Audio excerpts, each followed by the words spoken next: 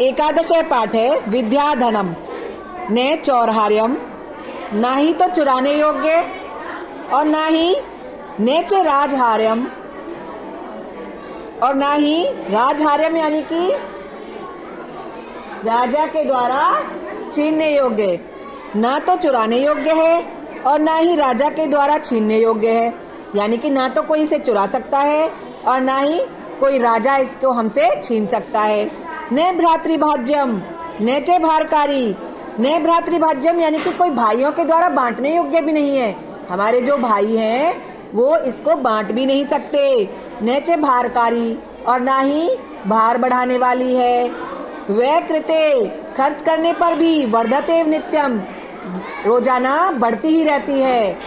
विद्याधनम सर्वधन प्रधानम, विद्याधन जो है हमारा सबसे प्रधान धन है।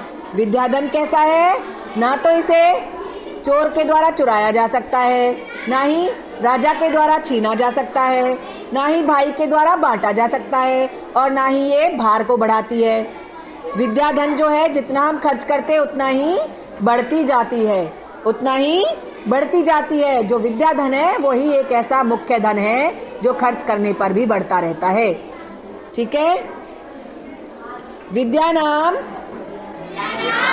नरस्य रूपमधिकम प्रच्छन्न गुप्तम धनम, विद्या भोग करी यश सुख करी, विद्या गुरु नाम गुरु, विद्या नाम नरस्य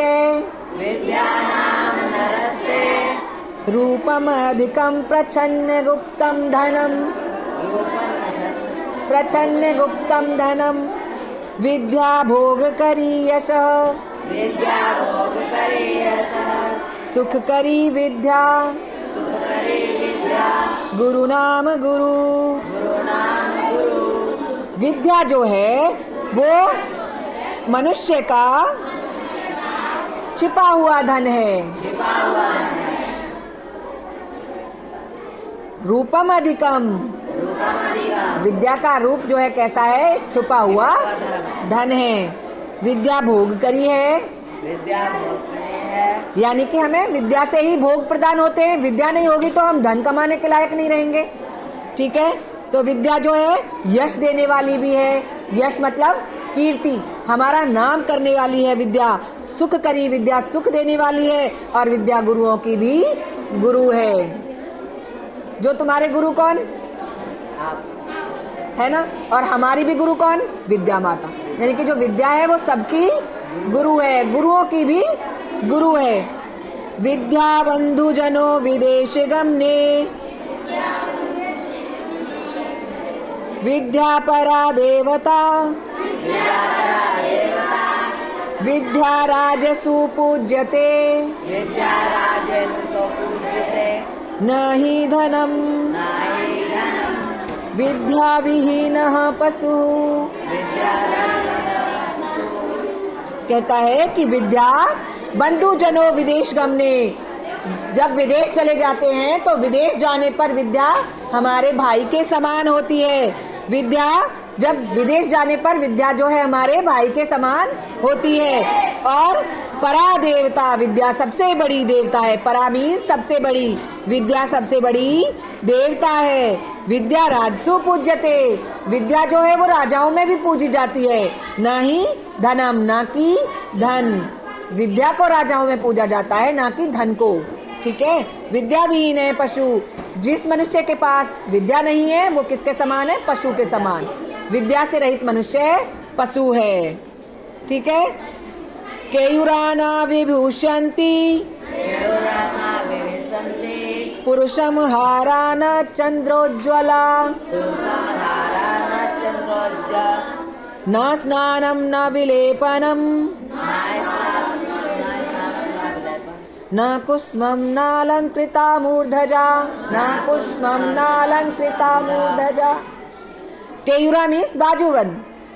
मनुष्य को बाजूबंद नहीं सजाते हैं, विभूषित नहीं करते हैं। विभूषंती विभूषित, यानी कि मनुष्य को जो बाजूबंद होते हैं बाजूबंद देखा ना जो यहाँ पे पहनते हैं, आमलेट जिसे बोलते हैं। मनुष्य को बाजूबंद सुशोभित नहीं करते हैं और ना ही मनुष्य को अच्छे अच्छे सुंदर सुंदर हार सुशोभित करते हैं। न स्नानम न विलेपनम, ना ही मनुष्य को स्नान करना और सुगंधित चीजों का लेप करना, जैसे हम लगा लेते हैं ना फेस मास्क, इन चीजों का लेप करना, ये सब मनुष्य को नहीं सजाते। और ना ही मनुष्य के सजाए हुए केश यानी कि मूर्धजा बाल, संवारे हुए बाल से भी मनुष्य नहीं सजता। तो मनुष्य कैसे सजता है, चलिए अगले श्लोक में देखते हैं। वान्येका समलंकरोति पुरुषम या संस्कृता धार्यते क्षीयन्ते अखिल भूषणानि सततम वागभूषणम भूषणम। यानी कि केवल वाणी ही एक ऐसा आभूषण है, ठीक है, जो हमें सजाती है। अलंकरोति, जो मनुष्य को सजाती है। केवल वाणी ही एक ऐसा आभूषण है जो मनुष्य को सजाती है। और वो कौन सी वाणी? संस्कृता धार्यते, जो संस्कृत धारण की हुई हो। क्षीयन्ते अखिल भूषणानि, जो सारे और बाकी सारे तो लगातार आभूषण जो होते हैं वो नष्ट हो जाते हैं। हर चीज की एक लिमिट होती है ना। तो आभूषण जो है वो एक दिन नष्ट हो जाते हैं, लेकिन वाणी रूपी आभूषण जो है वही एक ऐसा आभूषण है जो कभी नष्ट नहीं होता।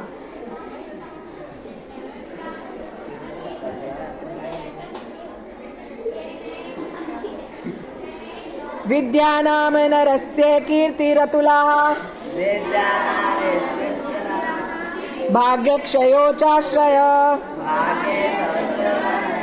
धेनु कामदुघारतिश्च विरहे नेत्रं तृतीयं च सा सत्कारयतनं कुलस्य महिमा रत्नैर्विनाभूषणम् तस्माद् अन्यम् उपेक्षय सर्वविषयं विद्याधिकारं कुरु। विद्या मनुष्य की कीर्ति को और उसके भाग्य को प्रदान करने वाली है। किस प्रकार से? जैसे धेनु यानी कि जो कामधेनु होती है, कामधेनु के समान सभी इच्छाओं को पूर्ति करने वाली विद्या होती है, ठीक है। विरहे नेत्रम तृतीय से, और जो विद्या है वो तीसरे नेत्र के समान है। रतिश्चय, रति कौन है? कामदेव की पत्नी है ना। तो कामदेव की पत्नी के तीसरे नेत्र के समान है, यानी कि विद्या जो है सभी कामधेनु के समान, कामधेनु गाय जिस प्रकार से सभी इच्छाओं की पूर्ति करती है, उसी प्रकार जो है विद्या हमारी सभी इच्छाओं की पूर्ति करती है। जब विद्या होगी तभी तो धन होगा। सत्कार यतनम कुलस्य महिमा, सत्कार यानी कि आदर सत्कार कुल की महिमा को बढ़ाती है। और रत्न ही बिना रत्नों के भी ये सजा देती है। विद्या जब होती है जिसके पास, कुल की महिमा को बढ़ाती है कि भाई इसमें देखो पढ़े लिखे इंसान रहते हैं, है ना। कुल की महिमा बढ़ती है और बिना रत्नों के भी सज जाते हैं, विभूषित हो जाते हैं। तस्मात् अन्यम उपेक्षयम सर्व विषयम विद्याधिकारम कुरु, इसलिए सभी विषयों सर्व विषयम विद्याधिकारम, सभी विषयों पर विद्या का जो है अधिकार है और हमें किसी की भी उपेक्षा नहीं करनी चाहिए। ठीक है बेटा, सभी को समझ में आया चैप्टर? Very good. दिल है छोटा सा, छोटी सी आशा, मस्ती भरे मन की भोली सी आशा, चांद तारों को छूने की आशा, आसमानों में उड़ने की आशा। दिल है छोटा सा, छोटी सी आशा, मस्ती भरे मन की भोली सी आशा, चांद तारों को छूने की आशा,